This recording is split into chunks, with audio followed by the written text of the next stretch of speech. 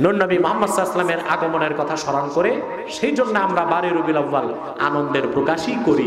আমার নবী রাহমাতুল আলামিন 30,000 সাহাবাদেরকে নিয়ে মিলাদুন নবী পালন করেছেন।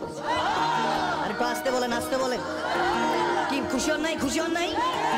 মিলাদুন নবী পালন করা সুন্নাতে মুস্তাফা দ্বারা সাবিত। ঈদে মিলাদুন নবী উদযাপনের চিত্র এবং দৃশ্য আমাদের সমাজে দেখতে পাই, এরকম কোন নির্দেশনা হাদিসে দেওয়া হয়নি।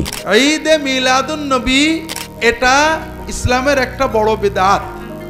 মিলাদের মতো এত বড় সওয়াবের কাম এগুলো আমরা কেন করব না? প্রিয় ভাই, সব করব না এই কারণে যেহেতু আল্লাহ রাসূল তা করেন নাই, সাহাবায়ে কেরাম তা করেন নাই। আমিও দলিল দিব মিলাদুন নবী করা যাবে। কথা ক্লিয়ার না ভেজাল আছে? ক্যামব্রিজ বিশ্ববিদ্যালয়ের সমাজবিজ্ঞান গবেষক ডেল ওব্রায়ানের এক গবেষণায় দেখা গেছে, বিশ্বের মোট জনসংখ্যার ৬৭% মানুষ জন্মদিনকে জীবনের অন্যতম একটি গুরুত্বপূর্ণ বিষয় মনে করে। এই গবেষণার সবচেয়ে মজার দিক হচ্ছে, বেশিরভাগ মানুষ নিজের জন্মদিনের চেয়েও অন্য কারো জন্মদিন পালন করতেই বেশি ভালোবাসে। যেমন বাবা মা, ভাই বোন, বন্ধুবান্ধব, প্রিয় শিক্ষক, এমনকি প্রিয় এবং অনুকরণীয় ব্যক্তির জন্মদিনও তারা বেশ ঘটা করে আয়োজন করতে পছন্দ করে। বিশ্বের সবচেয়ে বেশি ধুমধামে উদযাপিত হয় খ্রিস্ট ধর্মের হজরত ঈসা আলাইহিস সালামের জন্মদিন। বাইবেলের ভাষায় যাকে যিশু বলে সম্বোধন করা হয়, তার জন্মদিন উপলক্ষে 25 ডিসেম্বর সারা বিশ্বে সরকারিভাবে সমস্ত প্রতিষ্ঠানে ছুটি ঘোষণা করা হয়। তবে শুধুমাত্র যিশুর জন্মদিনই নয়, বিভিন্ন দেশের এবং ধর্মের আলোচিত ব্যক্তিদের জন্মদিনও মানুষ পালন করে বিপুল উৎসাহ ও উদ্দীপনা নিয়ে। যেমন হিন্দু ধর্মের দেবতা কৃষ্ণের জন্মদিন পালন করা হয় জন্মাষ্টমী নামে, বৌদ্ধ ধর্মের প্রবক্তা বুদ্ধের জন্মদিন পালন করা হয় বৌদ্ধ পূর্ণিমা নামে। আবার কিউবার স্বাধীনতার পথ প্রদর্শক ফিদেল কাস্ত্রে, আর্জেন্টিনার বিপ্লবী চে গুয়েভারা, চীনের কমিউনিজমের প্রতিষ্ঠাতা মাও সেতুং সহ আমাদের দেশের বঙ্গবন্ধু শেখ মুজিবুর রহমানের জন্মদিনও বেশ ঘটা করেই পালন করা হয়। যুগ যুগ ধরে চলে আসা এই প্রথার প্রচলন রয়েছে আমাদের মুসলিম ধর্মেও। মুসলমানদের মধ্যে অনেকেই যেমন নিজেদের জন্মদিন পালন করে থাকেন, তেমনিভাবে পৃথিবীর সর্বশ্রেষ্ঠ মহামানব মহান রব্বুল আলামিনের প্রেরিত শেষ সত্য রাসূল হযরত মুহাম্মদ সাল্লাল্লাহু আলাইহি ওয়াসাল্লামের জন্মদিনও দলবদ্ধভাবে নানান আয়োজনের মধ্য দিয়ে পালন করে থাকে। আরবি ক্যালেন্ডার অনুযায়ী প্রতি বছর রবিউল আউয়াল মাসের 12 তারিখ বেশ জাঁকজমকপূর্ণভাবেই আয়োজিত হয় রাসূলে করিম সাল্লাল্লাহু আলাইহি ওয়াসাল্লামের জন্মদিন। এদিন বিভিন্ন দরবার শরীফ এবং মসজিদে মিলাদের আয়োজন করা হয়। রাসূল সাল্লাল্লাহু আলাইহি ওয়াসাল্লামের জীবনী আলোচনা করা হয়, তবারক বিতরণ করা হয়, এমনকি কিছু কিছু জায়গায় গান, আঞ্চলিক গীতেরও আয়োজন করা হয়। নবী করিম সাল্লাল্লাহু আলাইহি ওয়াসাল্লামের জন্মদিন ঘিরে আয়োজিত এ সকল উৎসবকে বলা হয় ঈদে মিলাদুন নবী সাল্লাল্লাহু আলাইহি ওয়াসাল্লাম। এই ঈদে মিলাদুন নবী নিয়ে আছে নানান বিতর্ক। কেউ বলে এটা পালন করা বিদআত, আবার কারো মতে এটা পালন না করলে কিয়ামতের দিন রাসূল সাল্লাল্লাহু আলাইহি ওয়াসাল্লামের সুনজর পাওয়া যাবে না। প্রকৃতপক্ষে এই ঈদে মিলাদুন নবী আসলে কি, এর উৎপত্তি, ইতিহাস, কেন পালন করে আসছে যুগ যুগ ধরে এই দিনটি, এই দিনের ব্যাপারে হাদিস এবং কুরআনে কি বলা হয়েছে, রাসূল সাল্লাল্লাহু আলাইহি ওয়াসাল্লামের সাহাবীগণ কিভাবে পালন করতেন এই দিনটি, তা নিয়ে আছে জনমনে নানান প্রশ্ন আর কৌতূহল। আপনাদের মনের সেই কৌতূহল মেটাতে এবং কোরআন ও হাদিসের আলোকে সকল প্রশ্নের উত্তর দিতে সিটিভি বাংলার আজকের এই ভিডিও। ঈদে মিলাদুন নবী সম্পর্কে বিস্তারিত জানতে ভিডিওটি না টেনে সম্পূর্ণ দেখুন। ঈদ অর্থ আনন্দ, মিলাদ অর্থ জন্ম। সুতরাং ঈদে মিলাদুন নবীর অর্থ হচ্ছে নবীজি সাল্লাল্লাহু আলাইহি ওয়াসাল্লামের জন্মদিনের আনন্দ। শুনতে বেশ ভালো লাগলেও মজার ব্যাপার হচ্ছে, এই ঈদে মিলাদুন নবীর প্রচলন সর্বপ্রথম শুরু হয় রাসূল সাল্লাল্লাহু আলাইহি ওয়াসাল্লামের ওফাত তথা মৃত্যুর প্রায় 600 বছর পরে ইরাকের মুসল শহর। সে সময় মুসল শহরের শাসনকর্তা ছিলেন আবু সাঈদ। তিনি ধর্মীয় জ্ঞানে অতটা পারদর্শী না থাকলেও মনে প্রাণে ছিলেন একজন ধর্মভীরু মুসলমান। তার সময়কালে মুসল শহরে একজন আলেম ছিলেন আবুল খাত্তাব ওমর নামে। তিনি সে সময় নানা কারণে বিতর্কিত ছিলেন, যেমন পূর্ববর্তী আলেমদের বিরুদ্ধে কুৎসা প্রচার, জিহাদ নিয়ে মন গড়া ফতোয়া দেয়া সহ নানান অপকর্মের কারণে মুসলমানদের নিকট তিনি ছিলেন নিন্দিত। আবুল খাত্তাব যখন দেখলেন গভর্নর আবু সাঈদের দরবারেও তার গ্রহণযোগ্যতা কমে আসতে শুরু করল, তখন তিনি এমন কিছু একটা করার চেষ্টা করতে থাকলেন যাতে করে সকলের নিকট, এমনকি খোদ গভর্নর পর্যন্ত যেন তাকে সমীহ শ্রদ্ধা করে। ঈদে মিলাদুন্নবীর প্রচলন এই নামধারী আলেমের হাত ধরেই সর্বপ্রথম চালু হয়। গভর্নর আবু সাইদের ধর্মীয় জ্ঞান কম থাকায় তিনি এটাকে গুরুত্বপূর্ণ একটি ইবাদত হিসেবে মনে করতে থাকেন এবং রাষ্ট্রীয়ভাবে বেশ আয়োজনের সাথে পালন করা শুরু করেন। আবুল খাত্তাব ওমর ঈদে মিলাদুন্নবীকে প্রতিষ্ঠিত করার জন্য অনেক বানোয়াট ও ভিত্তিহীন হাদিস তৈরি করেন, এমনকি হাদিসের সনদের ক্ষেত্রে নিজের সন্তানদের নাম পর্যন্ত ব্যবহার করেন।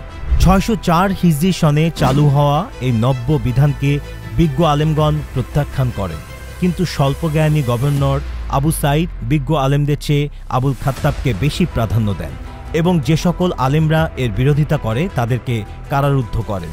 আবু সাইদ 630 হিজরিতে মারা গেলেও আবু খাত্তাব পরবর্তী গভর্নরের পৃষ্ঠপোষকতায় এই নতুন প্রথা জারি রাখে।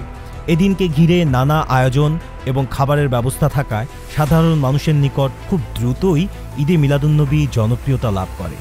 সেই থেকে আজ পর্যন্ত প্রতিটি মুসলিম অধ্যুষিত অঞ্চলে বেশ জাঁকজমকভাবেই প্রতি বছরের 12ই রবিউল আউয়াল ঈদে মিলাদুন্নবী পালন করা হয়। এখন আপনার মনে প্রশ্ন জাগতে পারে, কি এমন ক্ষতি হবে যদি এদিন আমরা নবীজি সাল্লাল্লাহু আলাইহি ওয়াসাল্লামের জন্মদিন পালন করি, সে উদ্দেশ্যে মিলাদ পড়ি, মানুষের খাবারের ব্যবস্থা করি? এগুলো তো সবই ভালো কাজ, তাহলে সমস্যা কোথায়? তিনটা বড় বড় সমস্যা এবং কারণে আপনি ঈদে মিলাদুন্নবী তথা নবীজি সাল্লাল্লাহু আলাইহি ওয়াসাল্লামের জন্মদিন পালন করতে পারবেন না। যদি পালন করেন তাহলে আপনি অবশ্যই পথভ্রষ্ট হয়ে জাহান্নামের দিকে ধাবিত হবে। কারণ নাম্বার 1, সিরাত গবেষক, লেখক এবং সকল ইমাম ও মুস্তাহিদগণের কেউই এ ব্যাপারে একমত নয় যে নবীজি সাল্লাল্লাহু আলাইহি ওয়াসাল্লামের জন্ম রবিউল আউয়াল মাসের 12 তারিখে হয়েছিল। এখন পর্যন্ত সর্বমোট 7টি আলাদা আলাদা জন্ম তারিখ আলোচিত হয়েছে নবীজি সাল্লাল্লাহু আলাইহি ওয়াসাল্লামের।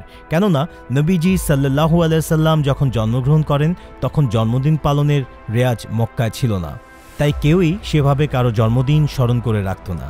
তাছাড়া জন্মের সময় কেউ ভাবেনি বা বুঝতে পারেনি একদিন এই ছোট্ট শিশুটি পৃথিবীবাসীর নাজাতের উসিলা হবে, তার পয়গাম মানুষকে সত্য ও সঠিক পথ খুঁজে দিতে সাহায্য করবে।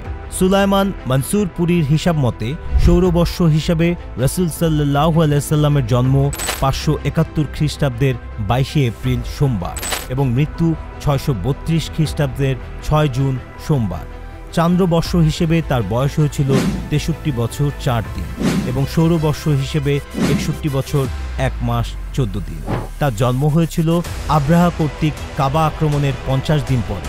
এটা ছিল ইব্রাহিম আলাইহিসসালাম থেকে 2585 বছর 7 মাস 20 দিন পরে এবং নূহ আলাইহিসসালামের প্লাবনের 3675 বছর পরের ঘটনা। রাসূল সাল্লাল্লাহু আলাইহি ওয়াসাল্লাম দুনিয়াতে বেঁচে ছিলেন মোট 22,330 দিন 6 ঘন্টা।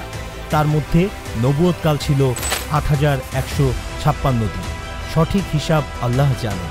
তবে আরবি ক্যালেন্ডার অনুযায়ী যে সকল তারিখ উঠে এসেছে নবীজি সাল্লাল্লাহু আলাইহি ওয়াসাল্লামের সম্ভাব্য জন্ম তারিখ হিসেবে, সেগুলোর মধ্যে হতে 2টি তারিখ সবচেয়ে প্রসিদ্ধ এবং গ্রহণযোগ্যতা পায়। একটা 9 রবিউল আউয়াল আর একটা 12ই রবিউল আউয়াল। 9 রবিউল আউয়াল জন্ম তারিখ হিসেবে গ্রহণযোগ্যতা পাওয়ার সবচেয়ে বড় কারণ হচ্ছে নবীজি সাল্লাল্লাহু আলাইহি ওয়াসাল্লামের জন্ম হয়েছিল পাখি কর্তৃক হস্তি বাহিনী ধ্বংস হওয়ার ঐতিহাসিক সেই ঘটনার 50 দিন পর, আর সেই ঘটনা সংঘটিত হয়েছিল মুহররম মাসের 17 তারিখে। সেই হিসাবে 50তম দিন গণনা করলে খুব সহজেই 9 রবিউল আউয়ালের প্রমাণ মিলে যায়।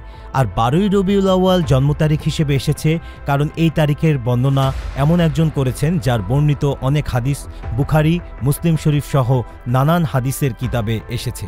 তার নাম হচ্ছে আফনান। কিন্তু আফনান এই বর্ণনার ক্ষেত্রে যার নাম উল্লেখ করেছে, অর্থাৎ আফনান যার কাছ থেকে শুনে এটা বর্ণনা করেছে, সে ব্যক্তি আফনান জন্মের 24 বছর আগেই ইন্তেকাল করেন। সুতরাং এই জায়গায় জটিলতা থাকার কারণে সবচেয়ে বিশুদ্ধতম মতামত হিসেবে 9 রবিউল আউয়ালই হযরত মুহাম্মদ সাল্লাল্লাহু আলাইহি ওয়াসাল্লামের জন্ম তারিখ হিসেবে গ্রহণযোগ্যতা লাভ করে। সুতরাং 12ই রবিউল আউয়াল যারা নবীজি সাল্লাল্লাহু আলাইহি ওয়াসাল্লামের জন্মদিন পালন করে তারা কোন দলিলের ভিত্তিতে এই দিন পালন করে আসছে তা প্রশ্নের বিষয়। তাছাড়া এদিনে রাসূল সাল্লাল্লাহু আলাইহি ওয়াসাল্লামের মৃত্যু হয়েছিল, এ ব্যাপারে অসংখ্য সাহাবায়ে কেরামের বর্ণনা রয়েছে। সুতরাং যে দিনটি নবীজি সাল্লাল্লাহু আলাইহি ওয়াসাল্লামের নিশ্চিত মৃত্যুদিন, সেদিন আনন্দ উৎসব করাটা কত বড় ধৃষ্টতা তার বিচারের ভার আপনার হাতে। কারণ নম্বর 2, নবীজি সাল্লাল্লাহু আলাইহি সাল্লাম জীবিত অবস্থায় নিজে কোনোদিন তার জন্মদিন পালন করেননি। তবে হ্যাঁ, একটি নির্ভরযোগ্য হাদিস পাওয়া যায় যেখানে সাহাবাগণ রাসূল সাল্লাল্লাহু আলাইহি সাল্লামকে প্রশ্ন করেন যে, ইয়া রাসূলুল্লাহ, আপনি প্রতি সোমবার রোজা রাখেন কেন? জবাবে নবী করিম সাল্লাল্লাহু আলাইহি সাল্লাম বলেন, কারণ এদিন আমি জন্মগ্রহণ করেছি এবং নবুয়ত প্রাপ্ত হয়েছি। এবার আপনিই বলুন যে নবীজি সাল্লাল্লাহু আলাইহি সাল্লাম নিজে সারা বছর সপ্তাহের একদিন সোমবারে রোজা রাখতেন শুধু, তাও আবার নবুয়ত প্রাপ্তি এবং জন্মবার হওয়ার শুকরিয়া আদায়ের জন্য। এমনকি তিনি কাউকে নির্দেশও দিয়ে যাননি এদিন রোজা রাখতে হবে। সে নবীর জন্মদিন আপনি বছরের একদিন পালন করেন কিসের ভিত্তিতে এবং কিসের স্বার্থে? তাছাড়া নবীজি সাল্লাল্লাহু আলাইহি সাল্লামকে সবচেয়ে বেশি ভালোবাসতেন যারা, সেই সাহাবীগণ, তাবেঈগণ, এমনকি হাদিসের কিতাব লেখকগণরাও কখনো নির্দিষ্ট কোনো তারিখ উদ্দেশ্য করে নবীজির জন্মদিন পালন করেননি বা কোনো আয়োজন করেননি। সেখানে আপনি, আমি কোন শয়তানকে অনুসরণ করতে গিয়ে এই বাড়াবাড়ি করছি তা বিবেক দিয়ে ভাবার সময় এসে পড়েছে। কারণ নাম্বার 3, ইবাদতের ক্ষেত্রে আল্লাহ এবং তার রাসূলের পক্ষ থেকে যতটুকু নির্দেশ দেওয়া হয়েছে ঠিক ততটুকু পালন করা এবং এর মধ্যে কোনো কিছু যুক্ত না করার নামই হচ্ছে ইসলাম এবং রাসূল সাল্লাল্লাহু আলাইহি সাল্লামের পূর্ণাঙ্গ অনুসরণ। এর বাহিরে আপনি কিছু যুক্ত করা মানে নিঃসন্দেহে পথভ্রষ্টতাকে আপনি বেছে নিলেন এবং জাহান্নামের দিকে ধাবিত হলেন। কেননা স্বয়ং নবী করিম সাল্লাল্লাহু আলাইহি সাল্লাম বলেছেন, দিনের মধ্যে নব উদ্ভাবিত প্রত্যেকটি বিষয় বিদআত এবং প্রত্যেক বিদআতই ভ্রষ্টতা, আর সকল ভ্রষ্টতা জাহান্নামের দিকে ধাবিত। যেখানে রাসূল সাল্লাল্লাহু আলাইহি সাল্লাম কঠোরভাবে নতুন কিছু যুক্ত করার ব্যাপারে হুঁশিয়ারি করে গেছেন, সেখানে কোন ধৃষ্টতা ঈদে মিলাদুন্নবী পালন করাকে ইবাদত হিসেবে মনে করে মানুষ? মূলত এই তিনটি কারণে ঈদে মিলাদুন্নবী পালন করা যাবে না। তাছাড়া এই জন্মদিন পালন করার রেওয়াজ তো সম্পূর্ণ কাফের মুশরিকদের। সুতরাং শুধু নবীজি সাল্লাল্লাহু আলাইহি সাল্লাম কেন, যে কোনো মুসলমান যদি নিজের জন্মদিনও পালন করে থাকে তাহলে এটা সম্পূর্ণ হারাম। যারা এটা পালন করাকে ইবাদত হিসেবে মনে করবে তারা নিঃসন্দেহে পথভ্রষ্ট। বিদায় হজের ভাষণে রাসূল সাল্লাল্লাহু আলাইহি সাল্লাম বলেছিলেন, দিন এবার পরিপূর্ণ হয়েছে। কেউ যদি কোরআন এবং রাসূল সাল্লাল্লাহু আলাইহি সাল্লামের সুন্নাহকে আঁকড়ে ধরে এবং তা অক্ষরে অক্ষরে পালন করে তাহলে তার জান্নাতে যাওয়ার জন্য এর চেয়ে বেশি কিছুর প্রয়োজন হবে না।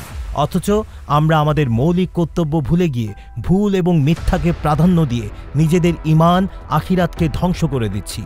অনেকে প্রশ্ন তুলে, এতদিন ধরে সমাজের এত মানুষ করছে, তারা সবাই কি ভুল করছে? কোনো মুসলিমের পক্ষ থেকে এই প্রশ্ন উত্থাপিত হওয়া উচিত নয়, কারণ যুগে যুগে নবী রাসূলদের হকের দাওয়াতের বিপরীতে কাফির মুশরিকরাও এই ধরনের প্রশ্ন উত্থাপন করত। নবীজি সাল্লাল্লাহু আলাইহি সাল্লাম বহু হাদিসে আমাদেরকে জানিয়েছেন যে সমাজে ইবাদত হিসেবে বিভ্রান্তিকর অনেক কিছুই উদ্ভাবিত ও প্রতিষ্ঠিত হয়ে যাবে। তখন আমাদের কর্তব্য সম্পর্কেও তিনি নির্দেশনা দিয়েছেন, তোমরা কুরআন ও সুন্নাহকে আঁকড়ে ধরে রাখবে, আমার সাহাবীদের এবং খুলাফায়ে রাশেদিনের সুন্নাতের অনুসরণ করবে। একটা কথা সর্বদা মনে রাখতে হবে, পার্থিব ক্ষেত্রে যা আল্লাহ এবং তার রাসূল নিষেধ করে গেছেন তা ব্যতীত সকল জিনিসের ব্যবহার, সংরক্ষণ, খাওয়া দাওয়া হালাল। কিন্তু আমল এবং ইবাদতের ক্ষেত্রে আল্লাহ ও তার রাসূল যা আদেশ করে গেছেন তা ব্যতীত সকল কিছুই হারাম। শুধুমাত্র যতটুকু ইবাদতের নির্দেশনা দেওয়া হয়েছে ততটুকুই পালন করতে হবে, তবেই আপনি সফলকাম হবেন। আল্লাহ আমাদের সকলকে দিনের সঠিক বুঝ দান করুক এবং সেই অনুযায়ী চলার তৌফিক দান করুক। আমিন।